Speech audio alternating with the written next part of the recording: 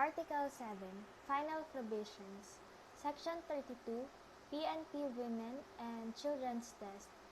The Women and Children's Desk now existing in all police stations shall act on and attend to all complaints covered under this Act. They shall coordinate with ASHE officers on the street, security guards in privately owned spaces open to the public, and anti-sexual harassments, officers in government and private offices, or schools in the enforcement of the provisions at this Act. Section 33. Educational modules and awareness campaigns. The PCW shall take the lead in a national campaign for the awareness of the law. The PCW shall work hand in hand with the DILG and duly accredited women's group to ensure all LGUs participate in a sustained group to ensure information campaign, and the DICT to ensure an online campaign that reaches a wide audience of Filipino internet users.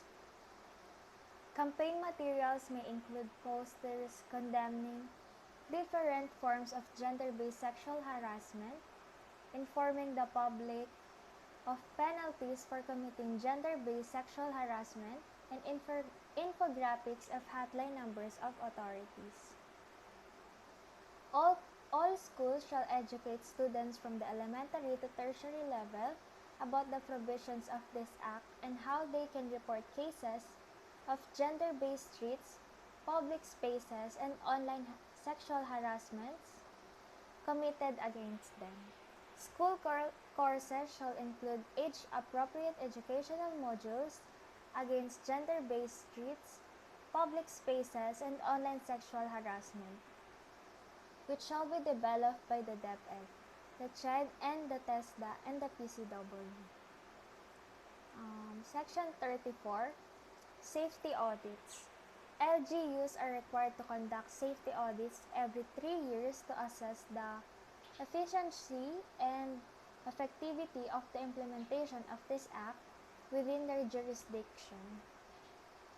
Such audits shall be multi-sectoral and participatory, with consultations undertaken with schools, police officers, and civil society organizations. Section 35. Appropriations. Such amounts as may be necessary for the implementation of this Act shall be indicated under the Annual General Appropriations Act. National and local government agencies shall be authorized and utilize their mandatory gender and development budget as provided under Republic Act Number 9710, otherwise known as the Magna Carta of Women.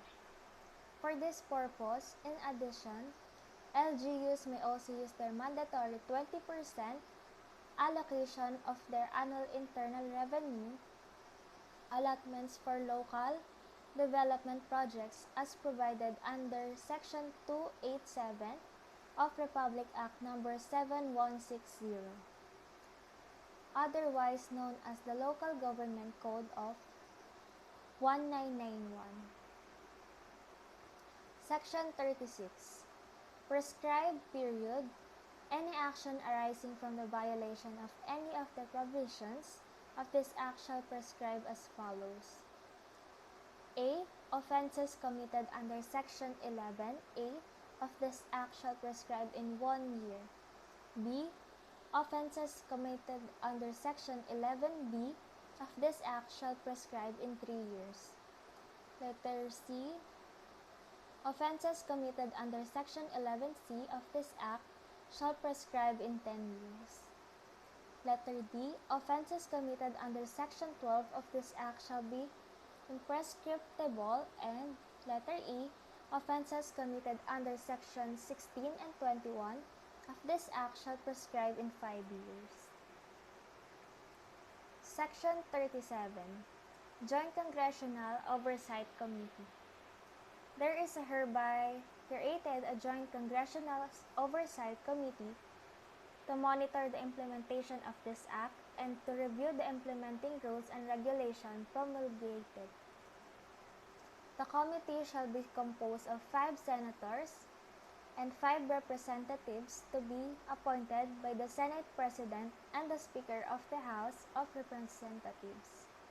Respectively, the Oversight Committee shall be co-chaired by the chairpersons of the Senate Committee on Women, Children, Family Relations, and Gender Equality, and the House Committee on Women and Gender Equality. Section 38. Implementing Rules and Regulations.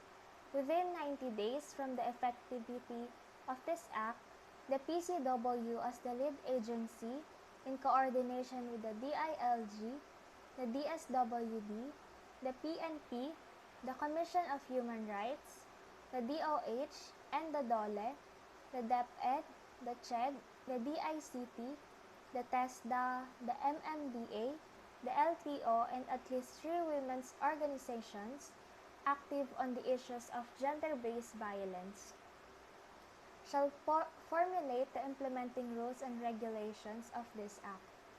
Section 39. Separability Clause. If any provisions or part hereof is held invalid or unconstitutional, the remaining provisions not affected thereby shall remain valid and subsisting. Section 40. Repealing Clause. Any law, presidential decree or issuance, executive order, letter of instruction, administrative order, rule or regulation contrary to or inconsistent with the provisions of this Act is hereby repealed, modified, and amended accordingly. Section 41. Effectivity. This Act shall take effect 15 days after its publication in the Official Gazette or in any 2 newspapers of general circulation in the Philippines. So, that's all. Again, I am Ivy Kalawag from BSHM2. Thank you.